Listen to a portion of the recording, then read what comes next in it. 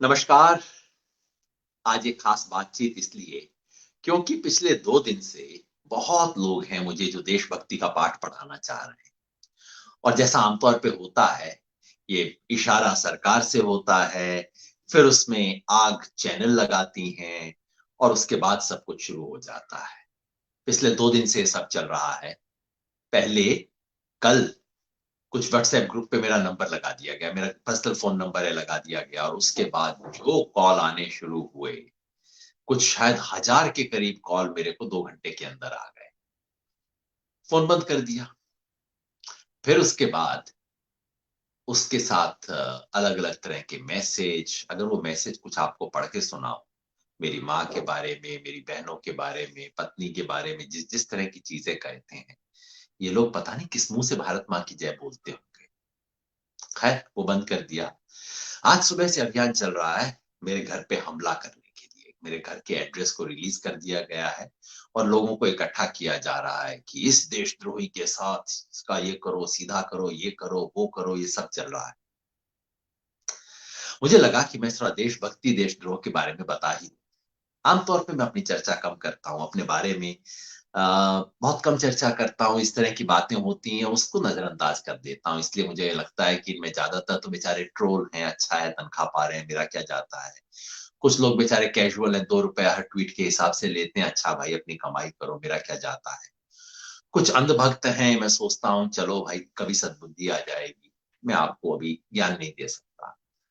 लेकिन कभी-कभी मुझे लगता है कि कुछ लोग हैं, ये जो शुरू के मैसेजेस मैंने पढ़े, उसमें कुछ मुझे लगा कि कुछ नवयुवक हैं, जिनको वाक़ई लगता है कि ये 26 जनवरी को देश का अपमान हुआ और अपमान करवाने वालों में ये योगेंद्र यादव था। उनके मन में गुस्सा है।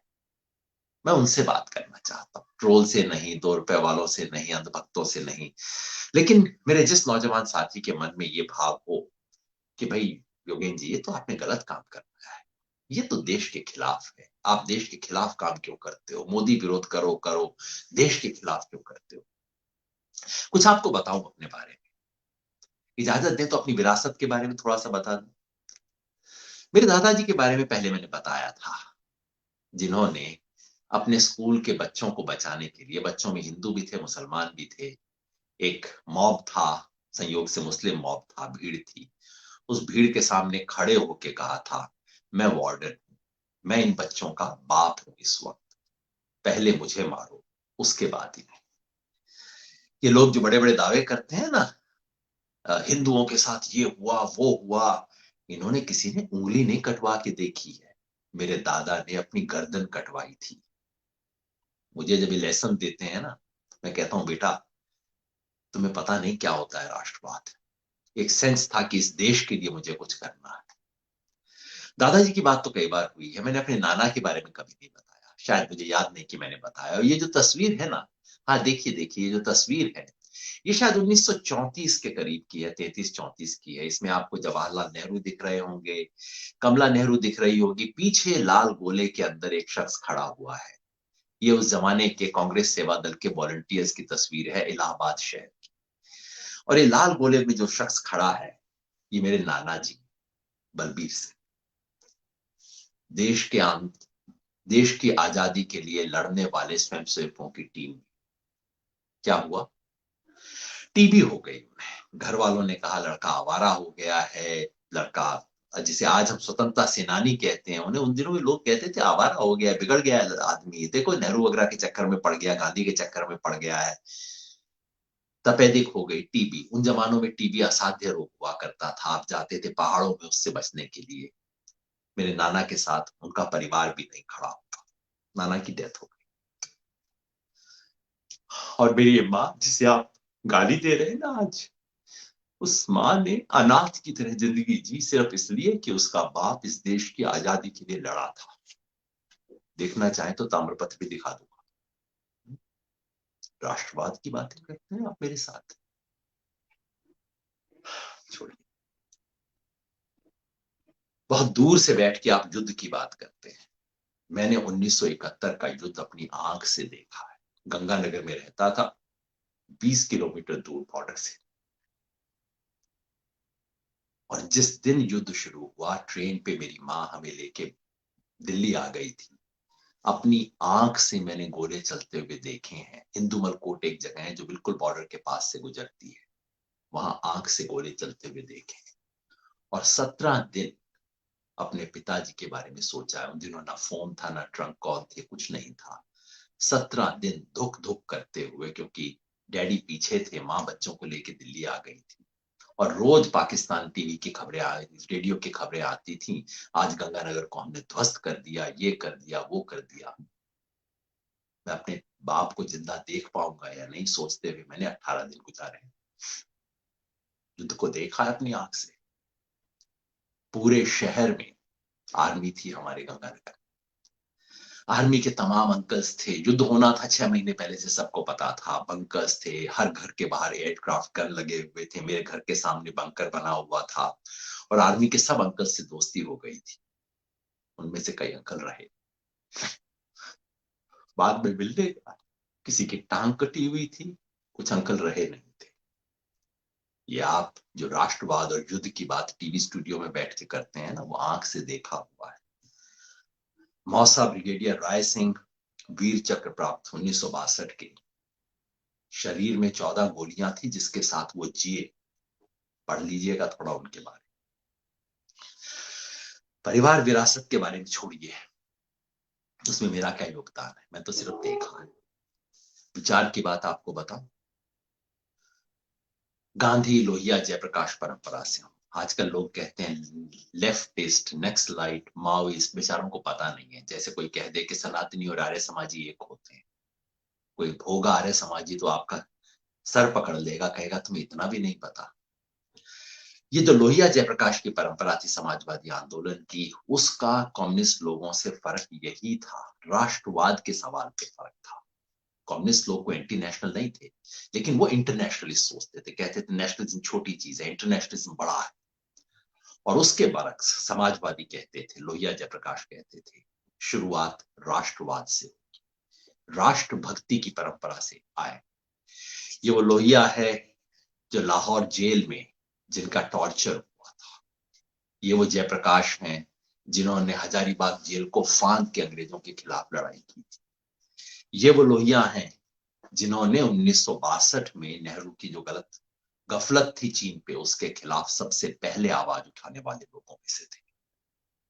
ये परंपरा है राष्ट्रवाद की, ये विरासत है। मगर मेरे अपने काम पे आप पूछेंगे, कहेंगे भैया ये तो आपकी विरासत है, हो सकता है अच्छी हो, राष्ट्रवादी हो, लेकिन आपने क्या किया? मैंने बहुत साल अध्यापन किया, टीचिंग की, रिसर्च की, किताबें लिखी। लोग कहते हैं शोहरत कमाई, जरूर कमाई होगी, लेकिन उसके साथ साथ इस देश के लिए भी कुछ किया। इस देश के लिए जो किताबें लिखी, वो किताबें इस देश के लोकतंत्र की प्रतिष्ठा स्थापित करने वाली थी। जो मेरी रिसर्च थी, 15-20 साल की रिसर्च, उसने पहली बार दुनिया में स्थापित किया कि इंडिया का जो डेमोक्रेसी है वो किसी से छोटा नहीं है। किताब लिखी एक, जॉन हॉपकिंस यूनिवर्सिटी प्रेस से आई थी, जिसमें स्थापित किया गया कि जो इंडिया का मॉडल है डेमोक्रेसी का, उससे पूरी दुनिया को सीखना चाहिए। दुनिया में लेक्चर्स दिए, लेक्चर टूर किए, इंडियन डेमोक्रेसी की महिमा को बताते हुए कि हमें यूरोपियन अमेरिकों से डेमोक्रेसी सीखने की जरूरत नहीं है, हम दुनिया को कुछ सिखा सकते हैं डेमोक्रेसी के बारे में। वो तब जबकि इस डेमोक्रेसी में सिखाने लायक था। और सन 2000 में जब इलेक्शन कमीशन ऑफ इंडिया ने 50 साल अपने बिताए, 50वीं वर्षगांठ पे इलेक्शन कमीशन ने पूरे दुनिया के इलेक्शन कमिश्नर्स को बुलाया और उन्हें कहा हम आपको बताते हैं कि डेमोक्रेसी इंडिया में कैसी होती है। और वो बात बताने के लिए इलेक्शन कमीशन ऑफ इंडिया ने मुझे चुना था। किताबें लिखी, एनसीईआरटी की किताबें लिखी बच्चों के लिए 2 साल तक, सब कुछ छोड़ के। एक पैसा रॉयल्टी का नहीं लिया जो बकवास करते रहते हैं लोग, एक पैसा नहीं लिया, क्योंकि ये मेरा राष्ट्रवाद था। अपने आने वाली पीढ़ी को समझाना कि इस देश में क्या खूबसूरत है, क्या ऐसी वैल्यूज हैं इस देश की जो हमें सीख के जानी चाहिए। जिक्र करते हैं इस कमेटी में बैठे, उस कमेटी में बैठे, कोई सोनिया गांधी की एनएसी में बैठे, भैया एक दिन भी ना बैठा उसके अंदर, पता नहीं कैसे मूड लोग ये बातें करते हैं। हाँ, सरकारी कमेटियों में बैठा, सिटिंग फीस तक नहीं ली आज तक एक भी सरकारी कमेटी पे। सबके रिकॉर्ड बीजेपी वालों के पास होंगे, आज निकलवा के देख लीजिए, एक पैसा अगर लिया हो किसी सिटिंग फीस के लिए। ये मेरा राष्ट्रवाद था कि मुझे इस देश के लिए कुछ करना है। ये जो गमछा पहन के बैठा हूं ना, यूं ही नहीं पहनता, कोई स्टाइल स्टेटमेंट नहीं, कोई फैशन स्टेटमेंट नहीं है। इस देश को जोड़ने के लिए हम सबको छोटा छोटा काम करना होगा। राष्ट्र निर्माण सिर्फ सरकारी कमेटियों में नहीं हो जाता, राष्ट्र निर्माण के लिए हम सबको कुछ करना होगा, जोड़ना होगा।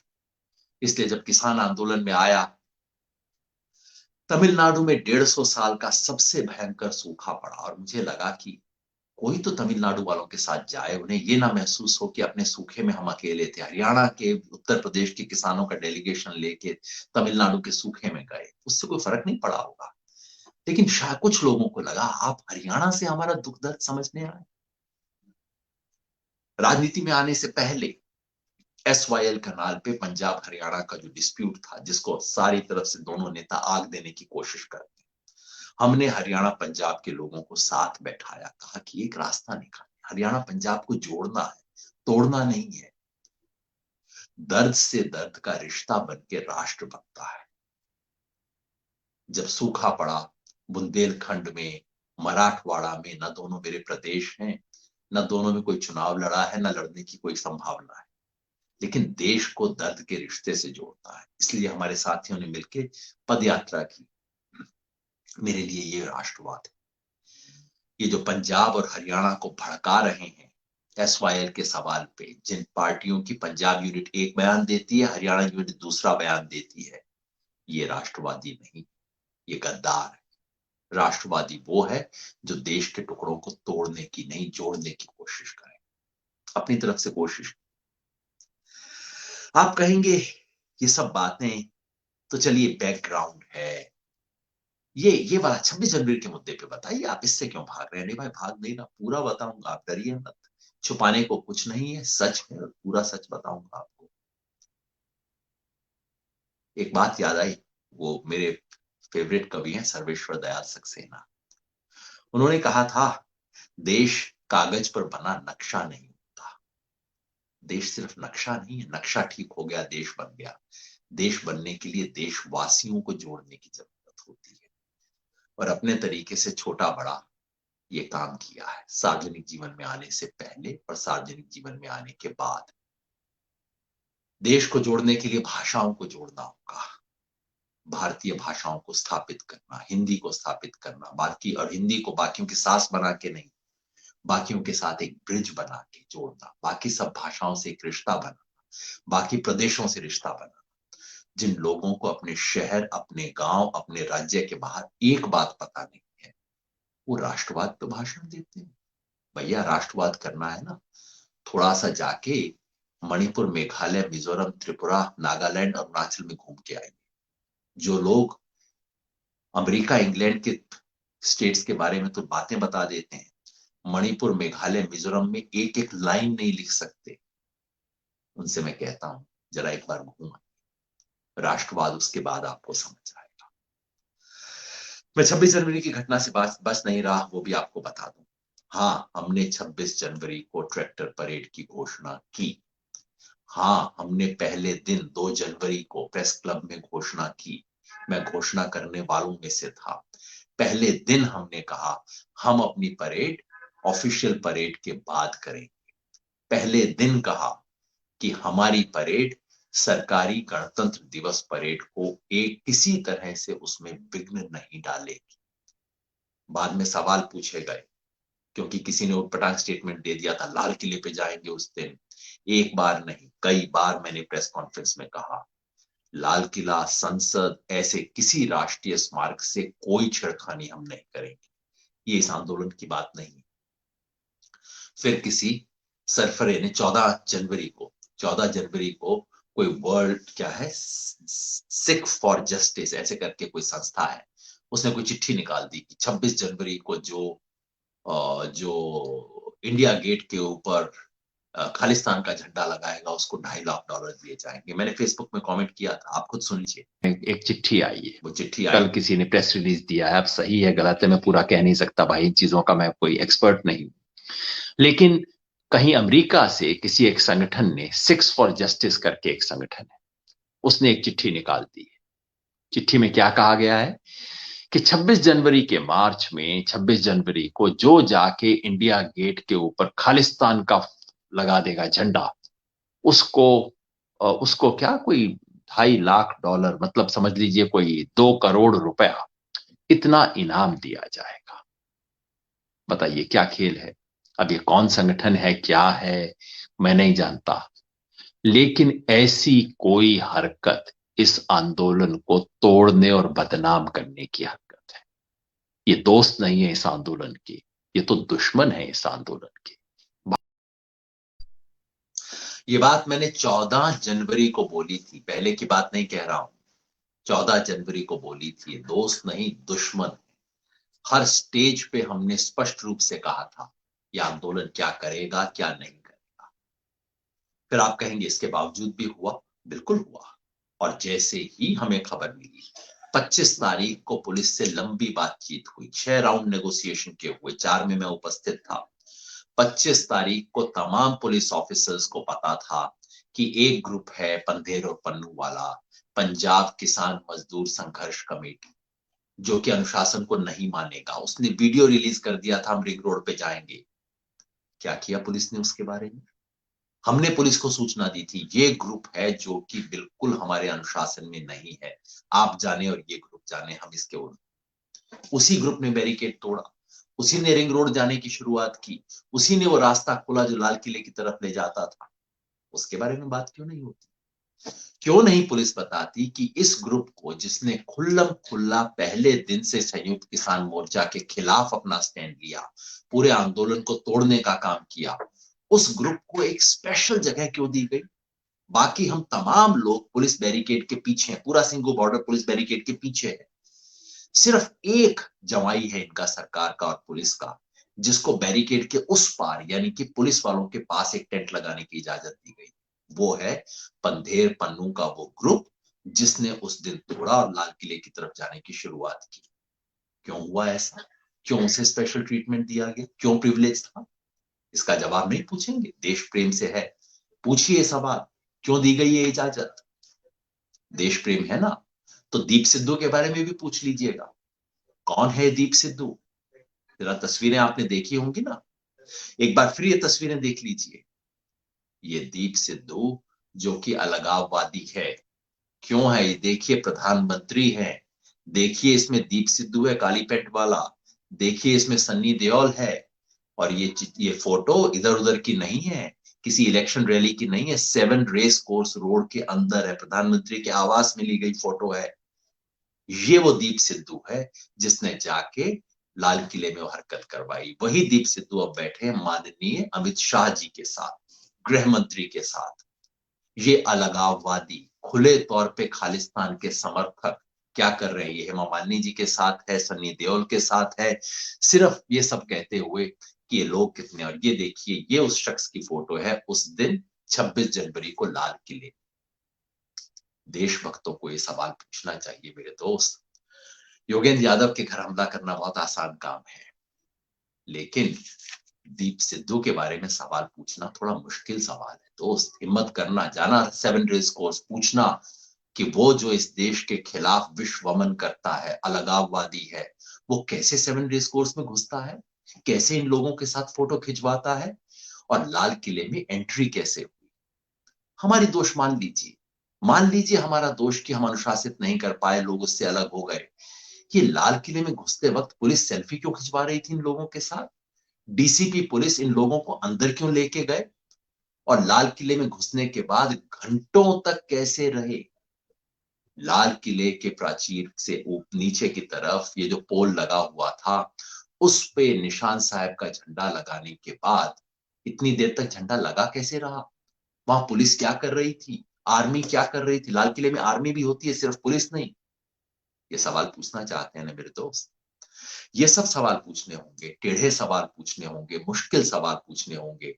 टीवी स्टूडियो में बैठ के गप करना, किसी को गाली देना बहुत आसान है, लेकिन ये मुश्किल सवाल हमें पूछने होंगे। जैसे ही मुझे पता लगा, मैं उस वक्त शाहजहांपुर की हमारी परेड में था, और उस परेड में आपने देखा होगा खूब जम के, उसमें ही नहीं, चारों तरफ तिरंगे। ये जो लोग मुझे कहते हैं तिरंगे का अपमान करवाया, मेरे दोस्त, आज तक मैं दावे और गारंटी से कहता हूं, आज तक 26 जनवरी को दिल्ली में इतने तिरंगे कभी नहीं आए होंगे जितने इस बार हम लोगों ने उतारे। इतने किसान तिरंगा लेके जो चल रहे थे, वो भारत माँ की इज्जत बढ़ाने वाले थे। हर प्रेस कॉन्फ्रेंस में हमने बोला था तिरंगे की आन शान मान शान को हम कम नहीं होने देंगे। नियम था हर ट्रैक्टर तिरंगा लगा के चलेगा। वो लोग ये नियम बनाते हैं जो तिरंगे की अपमान करना चाहते हैं। भारत माता की जय हमने इस उद्घोष के साथ शुरू किया था, क्योंकि मेरे लिए किसी पार्टी का नारा नहीं है, पूरे देश का नारा है। और क्या कहूं, हाँ ये जरूर बता दूं, जैसे ही खबर मिली कि ये हुआ, उस वक्त मैं हमारी ये शाहजहांपुर वाली यात्रा में था। जैसे ही खबर मिली, मीडिया वाले मेरे पास पहुंचे, परेड के बीचों बीच थे, तुरंत एकदम मैंने कहा ये घटना पूरे देश को शर्मसार करने वाली घटना है। इस घटना की हम निंदा करते हैं, इस पे अफसोस व्यक्त करते हैं, और ये करने वालों को हम आंदोलन का साथी नहीं मानते। ये तो उसी दिन शाम को कहा, और कल यानी कि 24 घंटे बाद जब हमारी मीटिंग हुई, सारे नेतृत्व ने कहा कि लाल किले पे तिरंगे के अलावा किसी और झंडे का स्थान नहीं है, और जिसने किया है, दीप सिद्धू और जो इसके तमाम साथी हैं, उनका सामाजिक बायकॉट होना चाहिए। ये सामाजिक बायकॉट सिर्फ किसान करवा सकते हैं और कोई नहीं। सामाजिक बायकॉट होगा। और ये हुआ माता की जय हिंद, जय हिंद, जय हिंद।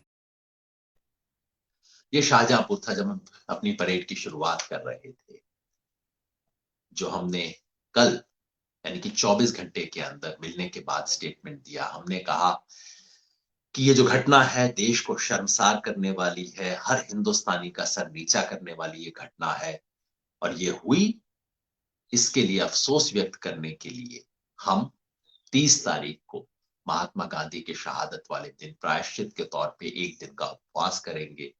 सिर्फ उपवास नहीं, एक फरवरी को जो हमने संसद का मार्च पहले अनाउंस किया था, हमने उस मार्च की घोषणा को वापस ले लिया है। और हमने कहा, हालांकि जो हुआ हमने नहीं किया, हमारा कोई हाथ नहीं, हमारा कोई एनकरेजमेंट नहीं, लेकिन चूंकि वो आंदोलन हमने आयोजित किया था, कॉल हमने दिया था, इसलिए हम उसकी नैतिक जिम्मेवारी स्वीकार करते हैं। आपने देखा है और कोई आंदोलन जो इस तरह की चीज की नैतिक जिम्मेवारी स्वीकार करता हो? गांधी जी थे, पर वो बहुत बड़े आदमी थे भाई, उससे तुलना आप कैसे करें। लेकिन आज के कोई आंदोलन स्वीकार करते हैं? किसान है और किसान आंदोलन है जो इसको स्वीकार करता है। मेरे दोस्त, राष्ट्रवाद, राष्ट्रवाद में सीखूंगा, लेकिन राष्ट्रवाद ना उनसे नहीं सीखूंगा जिनके पुरखों ने इस देश की आजादी के लिए एक कतरा खून नहीं दिया। पूछिए इन आरएसएस वालों से, देश की आजादी में कौन सा आरएसएस वाला था जिसने अपनी जान दी, जिसने अपना उंगली का एक कतरा खून दिया हो। मैं अपना राष्ट्रवाद उनसे नहीं सीखूंगा जो अंग्रेजों के वजीफे पे पलते थे, स्टाइपेंड। ये वीर सावरकर जिनका नाम लेते हैं ना, ये अंग्रेजों से स्टाइपेंड लेते थे अंडमान से आने के बाद। मैं अपना राष्ट्रवाद सीखूंगा, सीखूंगा भगत सिंह से सीखूंगा, जिसने कहा था कि माफी नहीं मांगूंगा, जिसने अपने माँ बाप को रोका था, कहा था अंग्रेजों को कोई चिट्ठी नहीं लिखनी, माफी नहीं मांगनी। 6-6 चिट्ठियां लिख के माफी मांगने वालों से मैं राष्ट्रवाद नहीं सीखूंगा। अपना राष्ट्रवाद मैं महात्मा गांधी से सीखूंगा, जिसने अपने प्राणों की बलि दी इस देश को बचाने के लिए, इस देश की सच्ची एकता स्थापित करने के लिए। रविंद्रनाथ टैगोर ने अपने आप को कभी राष्ट्रवादी नहीं कहा, राष्ट्रवाद के विचार को उन्होंने बुरा बताया, लेकिन रविंद्रनाथ टैगोर मुझे राष्ट्रवाद सिखा सकते हैं, क्योंकि उन्होंने इस देश की विविधता को जोड़ के दिखाया। मैं अपना राष्ट्रवाद डॉक्टर अंबेडकर से सीखूंगा, जिन्होंने राष्ट्रवादी आंदोलन का सहयोग नहीं किया, लेकिन जिसके लिए राष्ट्रवाद इस राष्ट्र के अंतिम व्यक्ति का उत्थान था, सामाजिक न्याय का विचार था, उससे सीखूंगा। देशभक्ति कोई आसान काम नहीं है। देशभक्ति का मतलब ये नहीं कि टीवी स्टूडियो में बैठ के पड़ोसी को गाली देना। ये सबसे आसान और सस्ती देशभक्ति है। T20 के मैच में आई लव इंडिया की टी शर्ट पहन के छक्के के ऊपर तालियां बजाना, ये 50 रुपए वाली देशभक्ति है, 500 रुपए वाली देशभक्ति। देशभक्ति त्याग मांगती है, बलिदान मांगती है। देशभक्ति कुर्बानी मांगती है। देशभक्ति मांगती है कि इस देश को आप जोड़ने की कोशिश करें। किसी को गाली देने से देशभक्त नहीं हो जाए। सस्ती देशभक्ति छोड़िए। रघुवीर सहाय की एक पंक्ति थी जो कहती है कि हम कहते हैं ना, मैं सर कटाने के लिए तैयार हूं। सर कटाने का तो मौका ही हमें कहाँ मिलेगा। हम इतने खुशकिस्मत थोड़ी है कि भगत सिंह की तरह हमें फांसी के तख्ते पे झूलने का मौका मिल जाए। लेकिन वो कविता कहती है कि सर कटाने की अवसर मिले या ना मिले, सर कटाने की तैयारी जरूर होनी चाहिए। वो देशभक्ति है। अगर सचमुच देशभक्ति रखेंगे तो आपको आलोचना, सचमुच देशभक्ति रखेंगे, अपने पड़ोसियों से भी नफरत मिलेगी, गलतफहमी मिलेगी, दुष्प्रचार मिलेगा। इस सब को सहते हुए, सर झुका के चलते हुए इस देश को जोड़ना सच्ची देशभक्ति है। तो मेरे दोस्तों, जो मुझे गाली दे रहे हो, मेरी माँ बहन के नाम पे चिट्ठियां भेज रहे हो, जो मेरे घर पे हमला करने की तैयारी कर रहे हो, स्वागत है आपका। देशभक्ति के लिए कुछ बड़ा काम भी कभी कर लेना। बहुत बहुत शुक्रिया।